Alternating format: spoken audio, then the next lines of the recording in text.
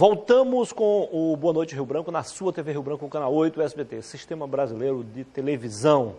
Agora com o apoio do Supermercado Araújo, do Araújo Mix, da New Flex e também do óleo de avestruz, que é o novo milagre da natureza, combate a fraqueza, esgotamento físico e mental, a falta de memória, queda de cabelos, unhas fracas e até impotência sexual.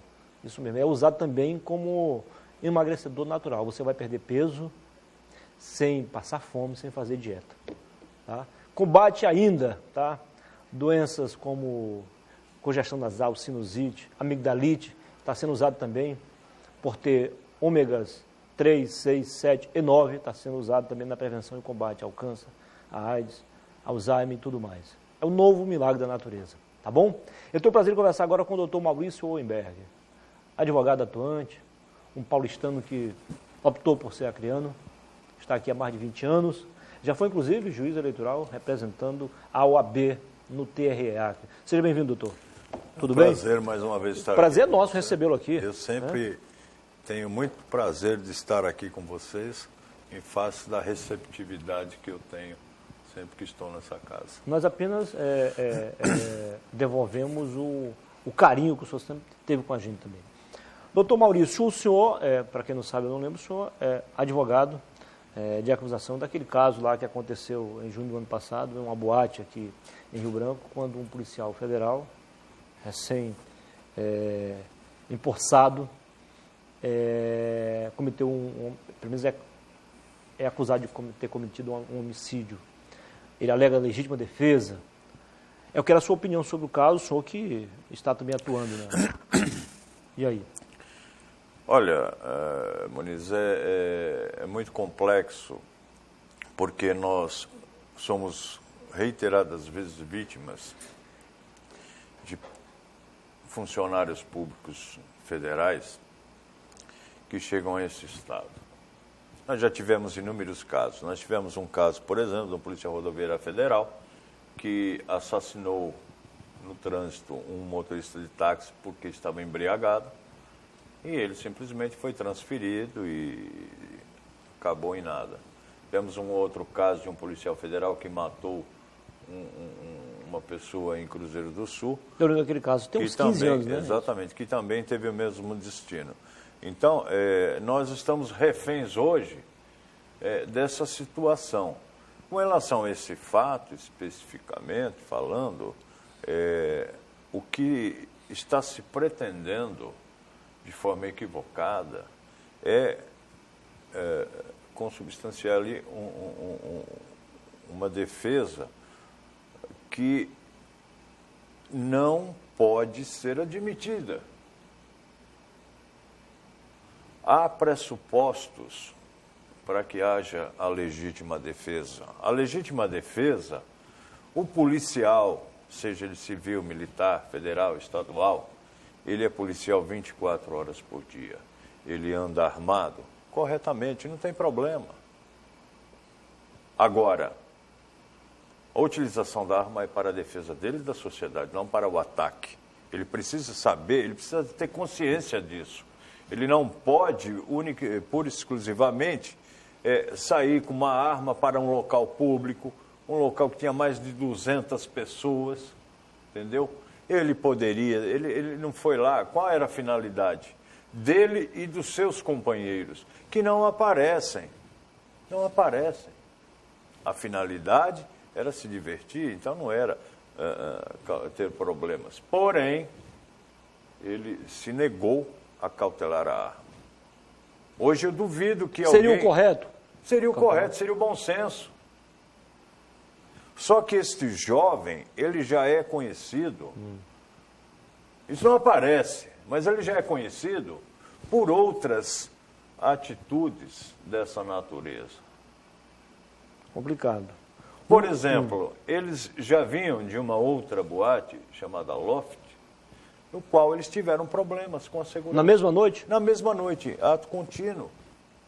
Isso não aparece. A investigação tinha que analisar. Mas isso é um fato, só tem como comprovar. Não tenha dúvida, não tenha dúvida, mas a investigação não fez isso. Na sua opinião, o fato de ter ingerido bebida alcoólica, ele perdeu o direito de estar com a arma? Olha, veja bem, nós precisamos analisar a coisa. Se eu não posso tomar bebida alcoólica para dirigir um veículo, o bom senso me diz que eu não posso estar armado. É a mesma comparação, né? A mesma coisa. Né? E tomar bebida alcoólica. Isso é uma questão lógica. Agora, quem faz isso, entendeu, corre o risco. Nós precisamos começar a entender o que significa, entendeu, a irresponsabilidade de uma pessoa que entra com mais 4 colegas. Isso daí praticamente não foi difundido.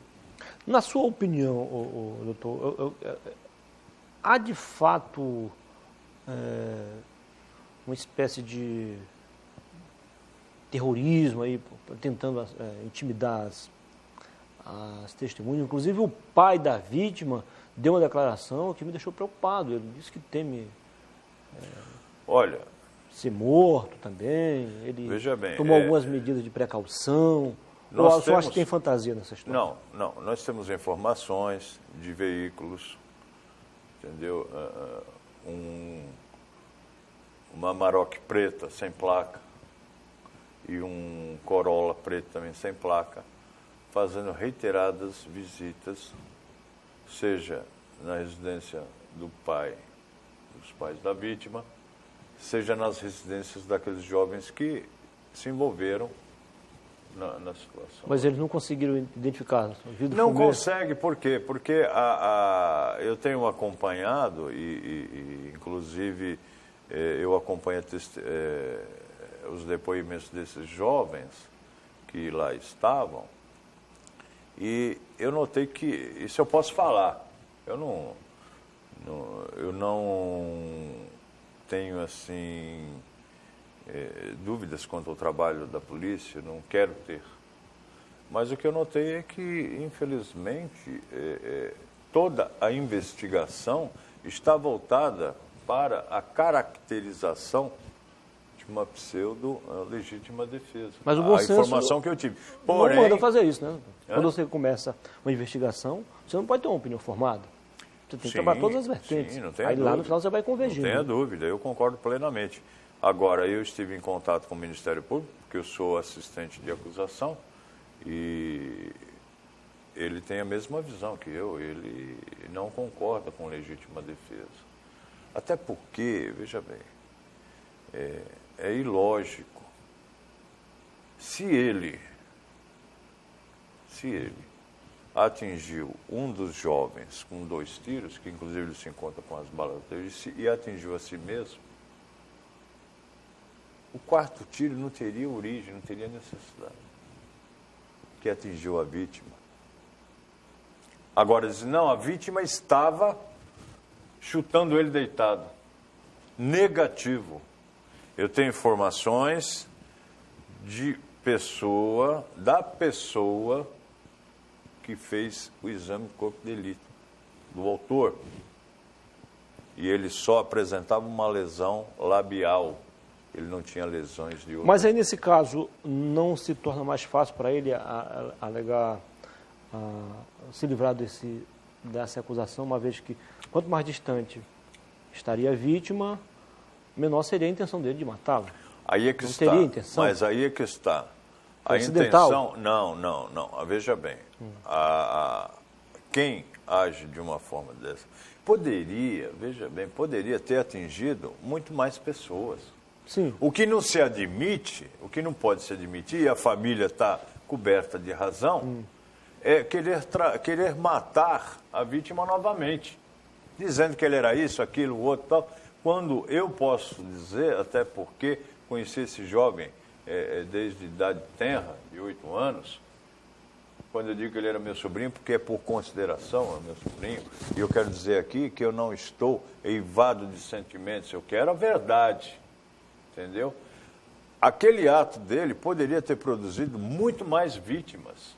Muito mais vítimas. Ele assumiu a responsabilidade. Exatamente. O que precisamos entender é que uma vítima só fatal em decorrência de tudo que se apresentou naquele momento, foi pouco. Os danos poderiam ser muito maiores. Mas ele continuou detido na própria Polícia Federal? Até que eu saiba, até ontem estava. Na realidade, eu tenho que ser justo, ele pode responder esse homicídio em liberdade. Não tenha dúvida. Não tenha dúvida. Agora, do jeito que está a situação, eu entendo que isso pode gerar problemas com afronta a testemunhas. Por exemplo, você quer ver um negócio? Coisa que a gente fica... apareceu um laudo pericial produzido no Rio de Janeiro. E chegou aqui e entrou nas redes sociais como que se... Sabe, quer dizer, um laudo que provavelmente, quero crer, o irmão dele, que veio para cá, que é policial também, entendeu? Trouxe esse laudo. Então você vê o grau... E o que tem nesse laudo? Que ele estava sendo massacrado, que ele estava, sabe? Quer dizer, não houve tempo hábil para isso. O senhor acha isso esquisito? Muito. E eu acho que quem juntou isso daí tem que responder por isso. Isso é falsidade ideológica, falsidade de documento público. Agora, qual é a sua expectativa em relação ao... Agora tem um outro detalhe, Muniz, me permita, eu acho de extrema importância. A arma apareceu. Veja bem, a arma apareceu. O jovem que estava com a arma, num dia à noite, 10h30 da noite, ele se dirigiu ao Coelho Lanches aqui no canal da Maternidade e falou: guarda essa arma aqui que eu já venho buscar. Eu conheço aquele rapaz desde quando eu cheguei aqui, há 23 anos, do lanche. Pessoa extremamente trabalhadora, humilde, correta. Foi 10h30 da noite. 9h30 da manhã, tinha meia dúzia de viatura da Polícia Federal para pegar a arma lá. E aí pegaram? A arma estava lá. Agora isso... Isso é um absurdo. Isso que dia? Alguns dias depois? Logo em seguida? 20 e tantos dias depois. 20 e tantos dias depois. Entendeu? E eu tive em contato com o Coelho, que é o dono. Ele foi preso. Preso porque guardou a arma? Estava de posse da arma. Entendeu? Ele ainda tentou à noite, fazer com que o rapaz voltasse para pegar a arma. O rapaz não veio. Esse rapaz teve um tratamento VIP dentro da carceragem da Polícia Federal. E chegando na reconstituição, ele estava preparado para dar a posicionamento dele. Agora, por que esta arma aparece 20 dias depois e ela é encontrada nas condições em que foi? Qual é a sua expectativa, doutor, em relação ao desfecho final desse processo? Olha, eu confio muito... Você acha que a acusação vai conseguir provar que, de fato, não houve legítima defesa? Eu confio muito no Ministério Público e no magistrado que será o juiz da situação. Evidentemente que há outras investigações, inclusive feitas pelo Ministério Público, que inicialmente o Ministério Público não estava recebendo nenhuma informação, ainda que sendo requerida. Entendi. E ele começou a fazer um levantamento paralelo. Isso demonstra a penumbra de algumas situações. A reconstituição do crime, você acha que pode mudar alguma coisa? Os rumos aí das investigações? Pode, alguns detalhes. Mas que eu saiba, o perito relativo à balística, ele se retirou por não concordar. Ele se retirou do processo de perícia por não concordar com algumas posições. Muito bem. Doutor, nós estamos chegando ao final do programa. Antes de encerrar, eu queria a sua opinião como advogado, como alguém que entende do direito, sobre as mudanças aí que aconteceram no Código de Trânsito. Por exemplo, esta que torna obrigatório o uso de faróis, mesmo que faróis baixos, durante o dia, nas estradas, seja as federais ou as estaduais. Olha, eu vou dar minha opinião pessoal. Aí existe uma questão subjetiva que não é colocada ao cidadão. O que acontece? Com a luz apagada de dia, esses radares, eles têm uma atuação em torno de 40%, 50%. Você não chega à totalidade dos 100%. Não. Entendeu? Isso aí não se fala. Isso aí então é possível que multas não sejam aplicadas. Com a luz acesa, ele chega a 97% a 99%. Então teremos mais multas. Muito mais multas. Se teremos redução de acidente, ninguém sabe. Se sabe que teremos mais multas. Olha, eu acho que é um elemento muito mínimo com relação à redução de então, o senhor não aprova? Eu não aprovo porque, na minha opinião, o benefício maior vai caber àqueles que recepcionam as multas. Por quê? Porque a quantidade vai ser muito além daquilo que se imagina. Então, a intenção, eles deveriam reequipar esses de um equipamento mais sofisticado. Mais sensível. Mas o que eles fizeram? Eles agiram dessa forma. Eu, particularmente, não sou a favor. Eu acho que eu sempre usei, entendeu? Mas agora eu tive essa percepção de que realmente isso vai beneficiar. Você vê que hoje as multas, elas fazem parte, inclusive até de salários dos servidores. Em São Paulo, o prefeito de São Paulo está sendo condenado a devolver em torno de 53 milhões de reais, que foram utilizados indevidamente para pagamento de funcionários relacionados ao... É brincadeira, né? A indústria da multa está aumentando.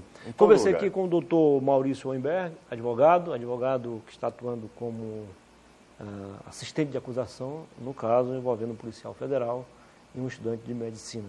Doutor, foi um prazer. Tenha uma boa noite. Querido, eu agradeço. Uma boa noite, é sempre bom recebê-lo aqui. Eu só quero deixar colocado aos nossos telespectadores que nós precisamos ser respeitados.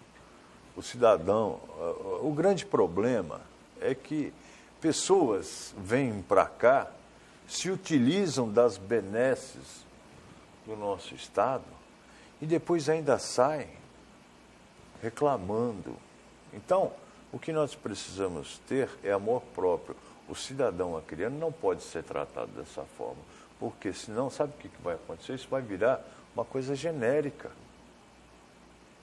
E não é isso que nós admitimos aqui, não. O doutor falou aqui como um acriano, não apenas como um Sim, paulistano. mas né, porque doutor? eu tenho aqui...